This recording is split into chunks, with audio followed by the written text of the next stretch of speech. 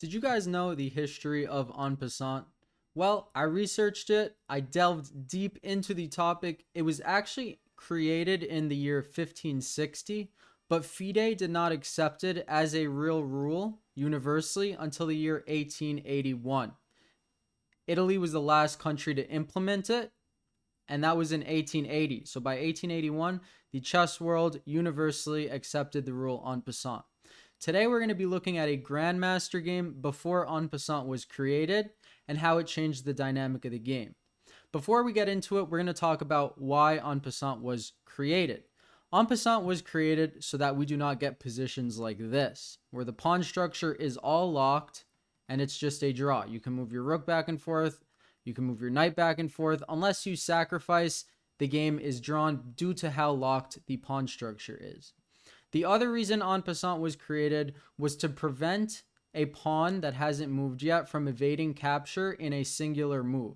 So for example, I set up this position, the pawn is on e4. If En Passant was not invented, these pawns can just go about their day and pass each other and never even have the possibility for an altercation. If you think about war, that is not how it works. A soldier is not going to pass a soldier and be like, "Sup, bro?" Just go about on their day. So see, if d4, if no en passant, these pawns would have never even had the chance for an argument to be made. With en passant, an argument can be made. So the game we're going to be looking at today is a game between Brule and Philidor. If you know the opening, the Philidor, that's this guy that created it. So he was a top level player back in the day. And this game, en passant, directly affected the length and longevity of the game. So without further ado, let's get into it. We get e4, e5, king's pawn opening. And by the way, I've seen Magnus get checkmated by en passant. That would have never happened if this rule was never created. Some of us love the rule, some of us hate the rule. We all accept the rule, but some of us forget it's a rule when we're playing chess, let's be honest, on chess.com. Okay, c6 or in person. c6, as you can see, old school chess, they're all pushing pawns. White is bringing the queen out early. What is going on? Well, the middle game will resemble better chess. It is move 4, and black has not developed a single piece. Safe to say, this was before the days of principled chess. But okay, f5, a good move. You do not want to give this check because then just g6 kicks out the queen and black gains a move of development, yet another pawn move. White does not want to take because kind of like the king's gambit, you gain a move of development, kind of like the queen's gambit, just mirror image side of the board. You would take the pawn back with development and now have full center control. Don't hang the e-pawn, protect the e-pawn, but you have full center control.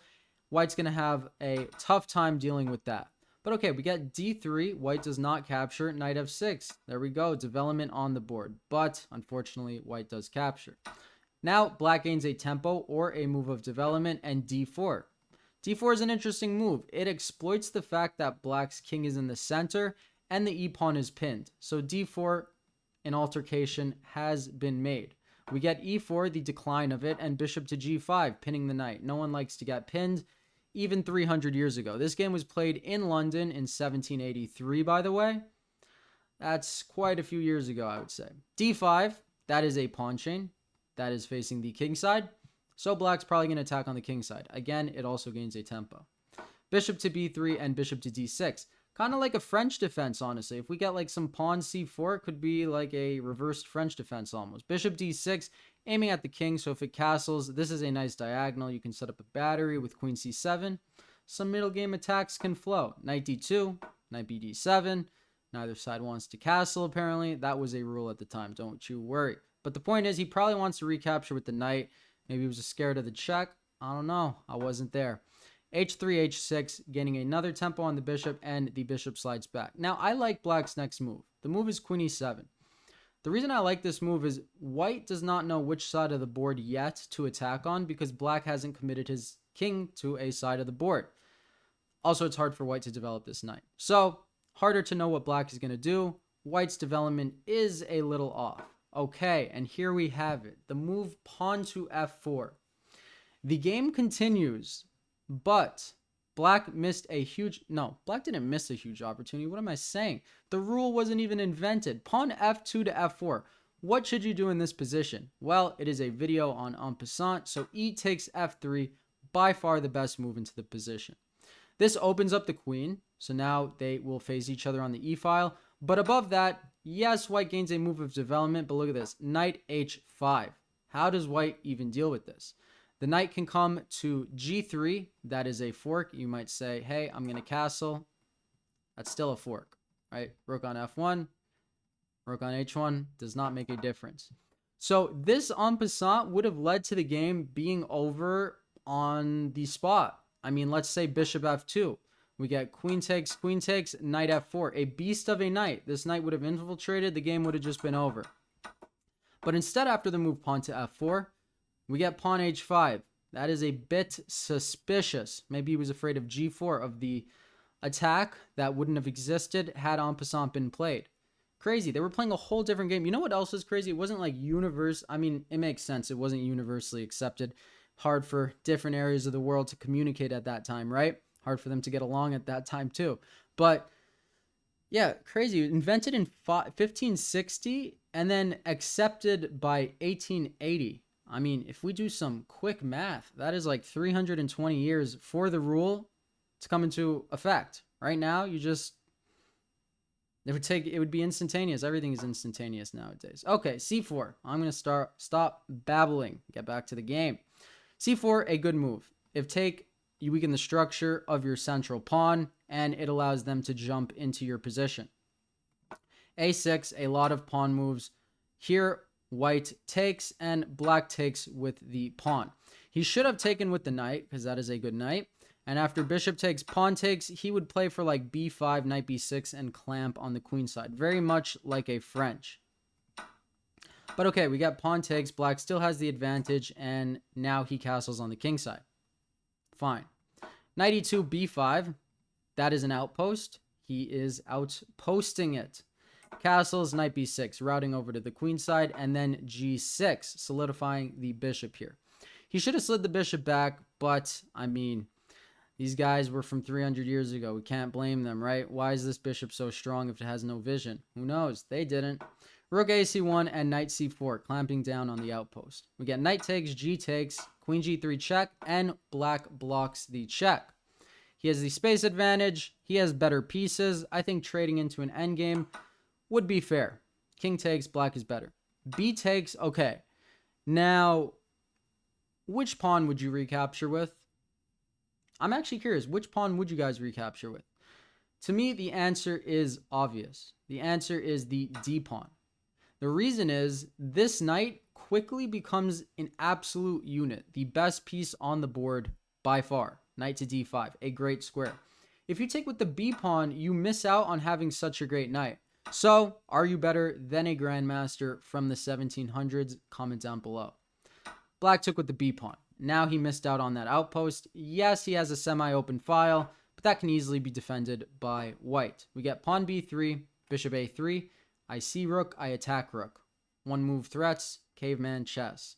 Old school Grandmasters.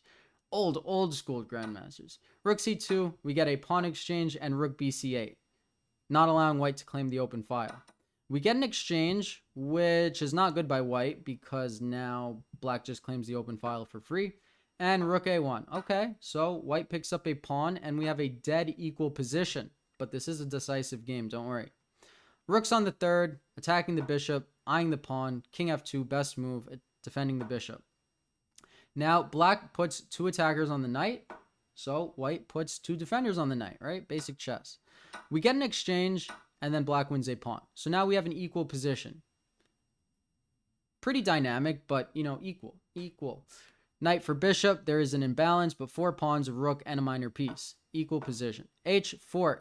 This is a gangster move. To play this back then, that shows great understanding of the game.